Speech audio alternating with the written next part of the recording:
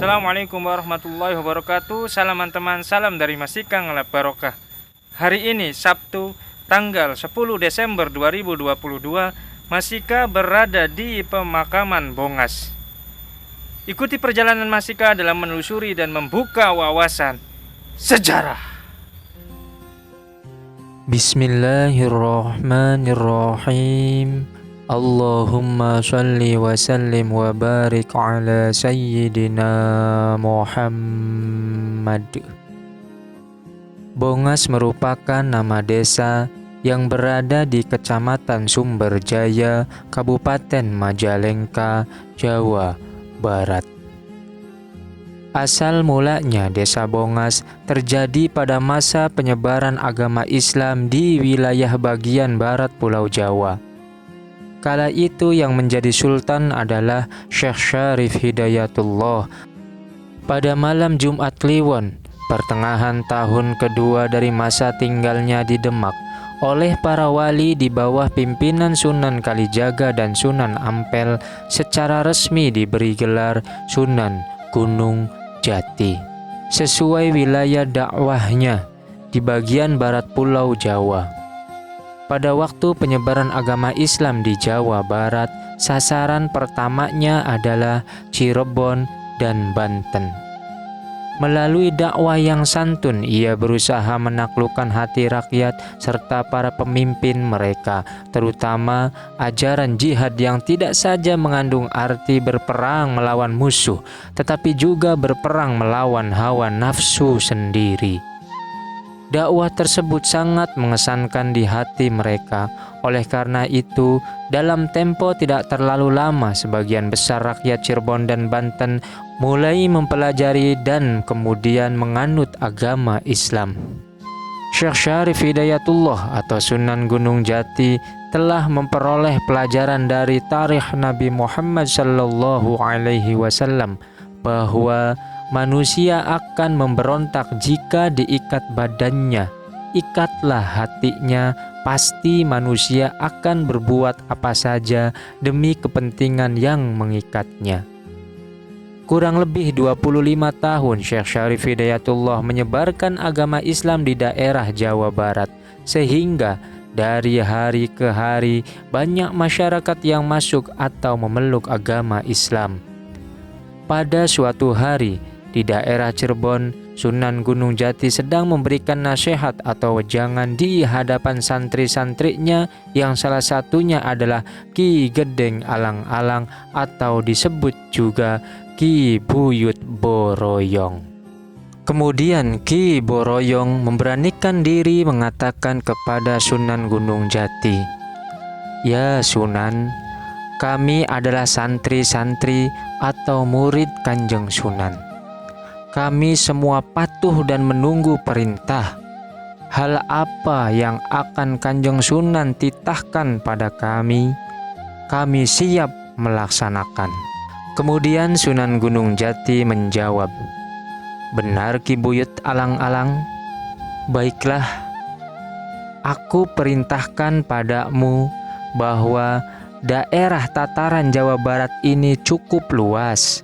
Silahkan di antara kalian untuk mengembara sekaligus memberikan bimbingan tentang kebenaran ke daerah-daerah yang belum terjangkau atau daerah terpencil. Nah sekarang, persiapkan segala sesuatunya dan berangkatlah. Doaku menyertaimu," kata Sunan Gunung Jati. Alkisah, Ki Gedeng Alang-Alang berangkat bersama pembantunya yang bernama Ki Artasan untuk menjalankan tugas dengan menyamar sebagai penjual uceng atau melinjo. Tibalah di suatu daerah yang pada waktu itu berupa hutan belantara. "Ki, apa yang mesti kita lakukan di tempat ini?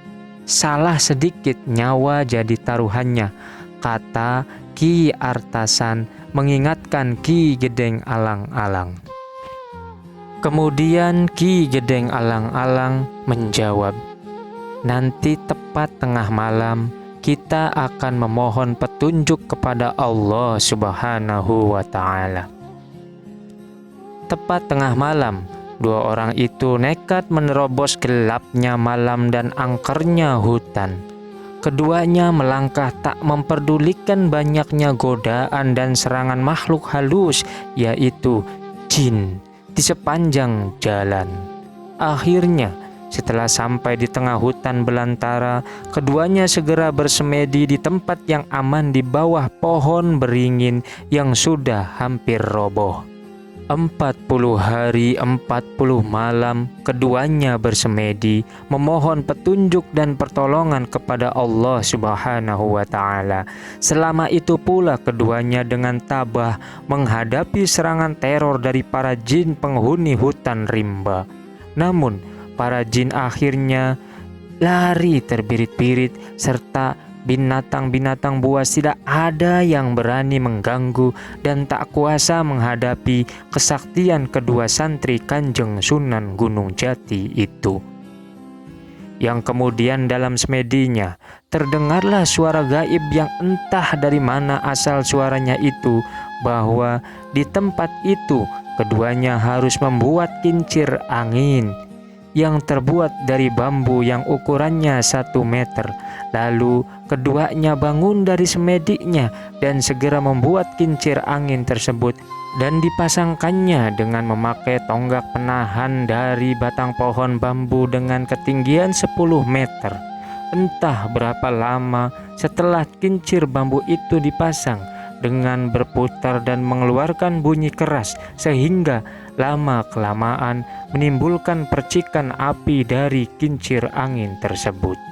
Maka tak lama kemudian timbullah api yang besar sehingga daerah terbakar habis. Setelah hutan tersebut terbakar habis, terbentanglah hamparan lahan tanah yang luas sehingga dapat digunakan tempat pemukiman, dan akhirnya banyaklah masyarakat yang datang.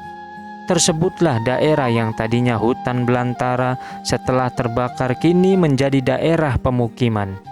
Ki Gedeng Alang-Alang dan Ki Artasan akhirnya memberi nama yang baru itu dengan nama Bongas.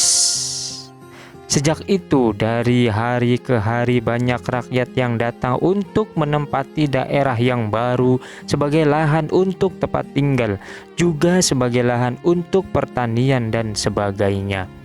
Hal ini dimanfaatkan Ki Gedeng Alang-Alang dan Ki Artasan kepada masyarakat atau rakyat untuk menyampaikan dakwahnya sesuai yang ditugaskan oleh Syekh Syarif Hidayatullah atau Sunan Gunung Jati tentang kebenaran ajaran agama Islam. Maka di situ Ki Gedeng Alang-Alang dan Ki Artasan ada. Disitulah masyarakat berbondong-bondong datang untuk belajar ilmu kepadanya, sehingga Ki Gedeng Alang-Alang disebut Buyut Boroyong. Di tempat pemukiman baru konon, menurut cerita Ki Gedeng Alang-Alang menikah dengan seorang perempuan yang entah asal-usulnya perempuan itu dari mana, namun versi lain mengatakan bahwa istri Ki Gedeng Alang-Alang berasal dari keturunan keluarga Raja Galuh yang sudah masuk atau menganut agama Islam. Entah tahun dan bulan berapa Ki Gedeng Alang-Alang dan Ki Artasan meninggal dunia.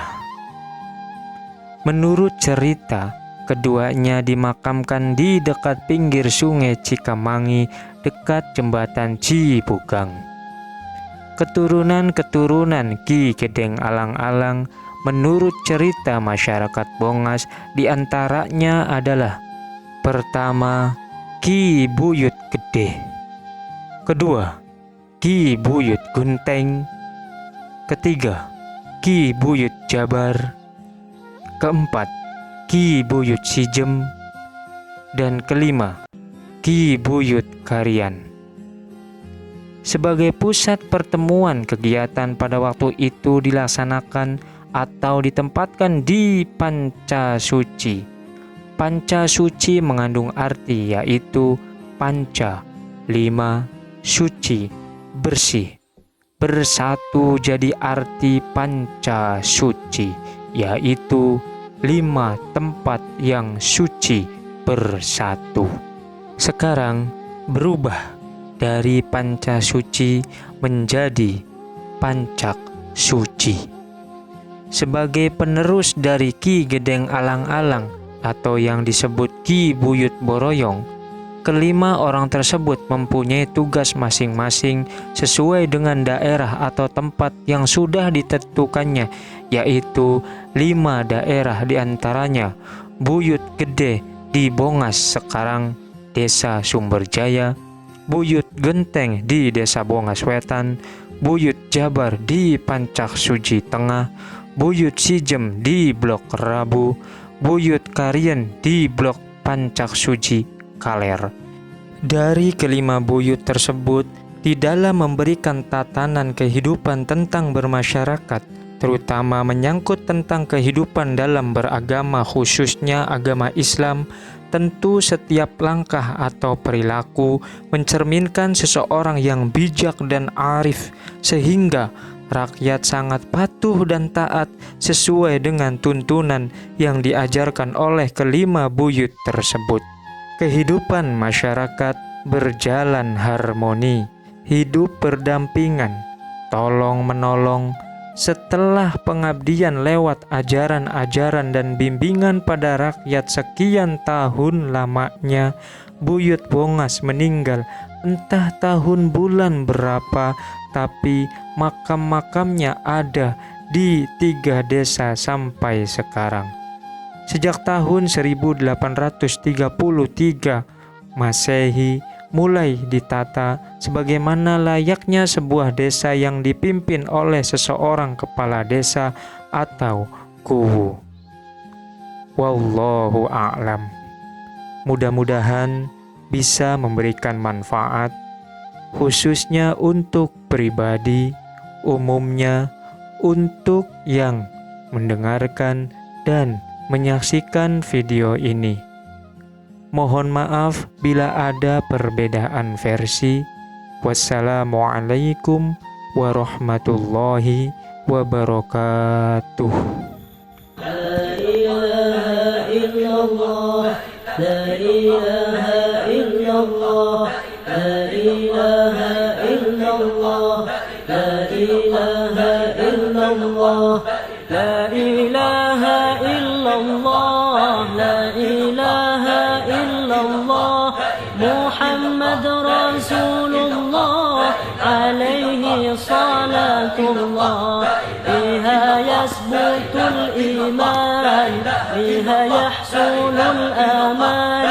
Karrir ayyuhal insan, la ilaha illallah. Takraruha ma ahla, ma abhahu ma a'la. Tudni al-abda min mawla, la ilaha illallah. Qad atana fil akhbar 'an an-nabi